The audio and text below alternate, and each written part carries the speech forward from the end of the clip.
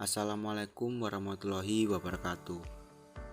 Kami dari kelompok 2 studi kelayakan bisnis dengan dosen pengampu Denny Yudiantoro MM akan mempresentasikan hasil diskusi dari kelompok kami dengan materi yang berjudul pengertian dan ruang lingkup studi kelayakan bisnis. Materi ini disusun oleh Umi Mahmuda dengan NIM 016, Vika Lailatul Makfiro dengan NIM 022, Zarid Salvira dengan NIM 038, Wan Endar Maharani dengan NIM 039, Muhammad Ali Ferdiansyah dengan NIM 043, Nica Sari Miftahur Rahmat dengan NIM 046. Berikut penjelasan materi dari kelompok kami. Pengertian studi kelayakan bisnis. Studi kelayakan bisnis adalah suatu kegiatan yang mempelajari secara mendalam tentang suatu usaha atau bisnis yang dijalankan, dalam rangka menentukan layak atau tidak usaha tersebut dijalankan.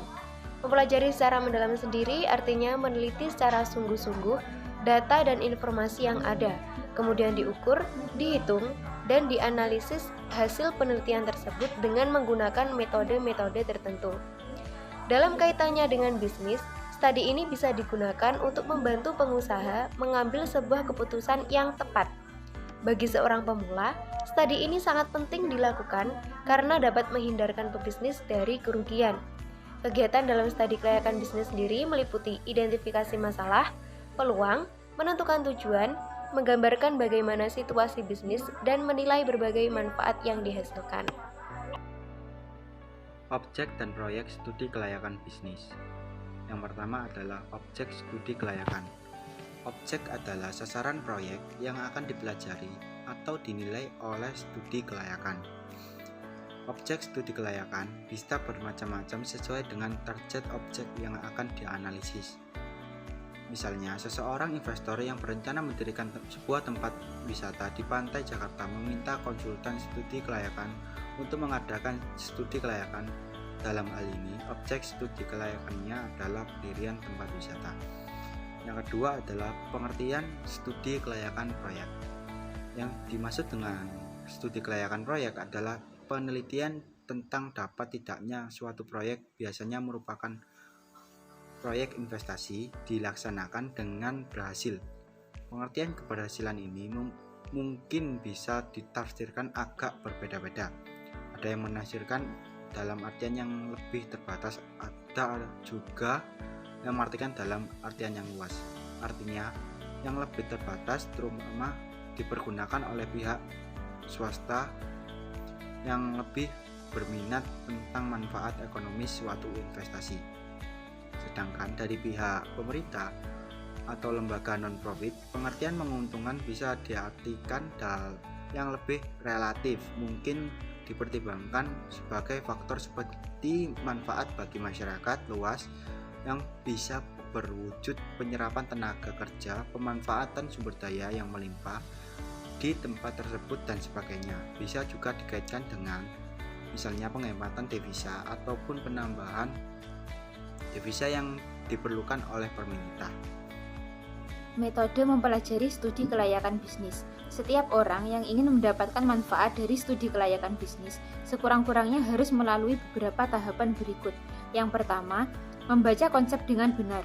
Cara pembaca diharuskan membaca seluruh konsep secara cepat, kemudian dibaca sekali lagi dengan mulai membuat catatan-catatan penting. Yang kedua, mempraktekkan konsep. Tahap ini, pembaca diharuskan memulai untuk mempraktekkan bagian penting dari konsep yang sudah dipelajari dan bertahap dari awal sampai akhir. Yang ketiga, penambahan wawasan.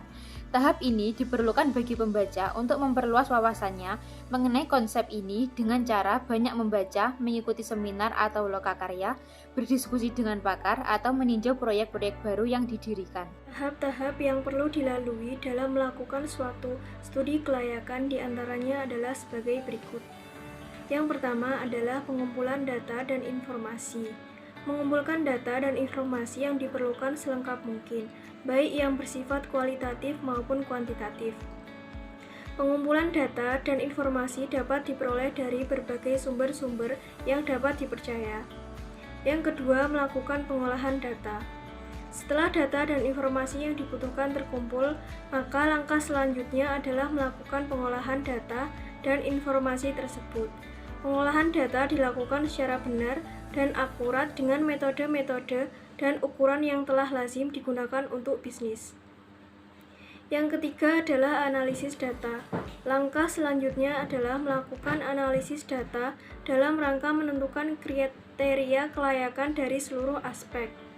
Kelayakan bisnis ditentukan dari kriteria yang telah memenuhi syarat sesuai kriteria yang layak digunakan. Setiap jenis usaha memiliki kriteria tersendiri untuk dikatakan layak atau tidak layak untuk dilakukan. Kriteria kelayakan diukur dari setiap aspek untuk seluruh aspek yang telah dilakukan. Yang keempat, mengambil keputusan. Langkah selanjutnya adalah mengambil keputusan terhadap hasil tersebut. Mengambil keputusan sesuai dengan kriteria yang telah ditetapkan, apakah layak atau tidak dengan ukuran yang telah ditentukan, berdasarkan hasil perhitungan sebelumnya. Jika tidak layak, sebaiknya dibatalkan dengan menyebutkan alasannya. Yang kelima, memberikan rekomendasi. Langkah terakhir adalah memberikan rekomendasi kepada pihak-pihak tertentu terhadap laporan studi yang telah disusun. Dalam memberikan rekomendasi diberikan juga saran-saran serta perbaikan yang perlu jika memang masih dibutuhkan, baik kelengkapan dokumen maupun persyaratan lainnya apabila suatu hasil studi kelayakan dinyatakan layak untuk dijalankan. Selanjutnya, kriteria penilaian. Berikut kriteria umum yang dapat dipertanggungjawabkan dan dapat mempermudah dalam memberikan keputusan yang tepat, yaitu sebagai berikut. Yang pertama, payback period atau PT, yaitu rasio yang berguna untuk menghitung pengembalian investasi berdasarkan jangka waktu yang dibutuhkan. Yang kedua, net parent value atau NPV, yaitu rasio yang membandingkan selisih nilai antara jumlah gas bersih berdasarkan perhitungan cash flow dan jumlah investasi. Jika nilainya positif, maka layak, dan sebaliknya, jika negatif, maka tidak layak. Yang ketiga, interest rate of return, yaitu kriteria penilaian investasi dalam studi kelayakan bisnis, yaitu mengukur pengembalian bunga pinjaman terhadap cash flow pada kas bersih serta waktu investasi. Yang keempat, profitability index atau PI, yaitu rasio investasi membandingkan pendapatan bersih dengan pengeluaran investasi selama masa investasi. Jika besaran PI kurang dari 0, maka tidak layak untuk dilakukan atau dikatakan rugi. Yang kelima, average rate of return, yaitu rasio menghitung pengembalian bunga rata-rata sebelum dikurangi pajak. Nilai pengembalian bisa saja berbeda-beda setiap tahunnya, tergantung pada kinerja instrumen investasi yang bersangkutan. Aspek penilaian studi kelayakan. Dalam studi kelayakan ada beberapa aspek yang harus diperhatikan, antara lain yang pertama aspek hukum atau yuridis. Aspek hukum punya tujuan legalitas usaha yang dijalankan, ketepatan bentuk badan hukum. Yang kedua, aspek pasar dan pemasaran. Aspek ini menilai besarnya peluang pasar yang diinginkan berdasarkan segi pasar dan pemasaran. Analisis aspek pasar menganalisis jenis produk yang akan diproduksi, banyaknya serta bagaimana produk yang ditawarkan pesaing. Sedangkan analisis aspek pemasaran menganalisis cara atau strategi agar produk yang dihasilkan sampai pada konsumen dengan lebih efisien dibanding dengan pesaing. Yang ketiga, aspek keuangan. Aspek keuangan menilai biaya-biaya apa saja yang dikeluarkan dan seberapa besar biaya-biaya yang dikeluarkan. Kemudian meneliti seberapa besar pendapatan yang akan diterima, seberapa lama investasi yang ditanamkan akan kembali, sumber pembiayaan bisnis, dan tingkat bunga yang berlaku.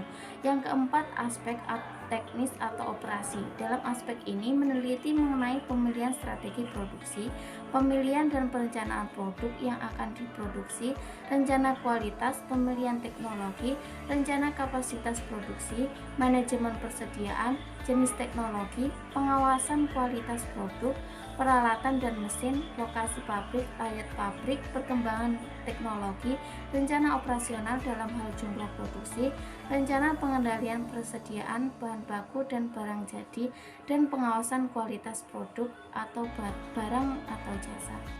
Yang kelima, aspek manajemen atau organisasi. Aspek ini merupakan penilaian pengelola usaha dan struktur organisasi yang ada. Aspek ini meliputi perencanaan manajemen, bentuk badan usaha, rencana kerja, struktur organisasi, pembagian departemen fungsi, pembagian kerja, pengendalian, manajemen dan akuntansi, koordinasi, implementasi, dan controlling.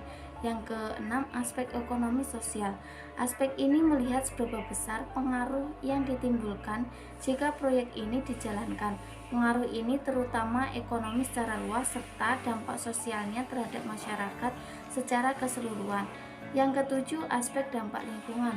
Analisis dampak yang ditimbulkan oleh proyek bisnis tersebut terhadap lingkungan di sekitarnya, baik air, darat, dan udara.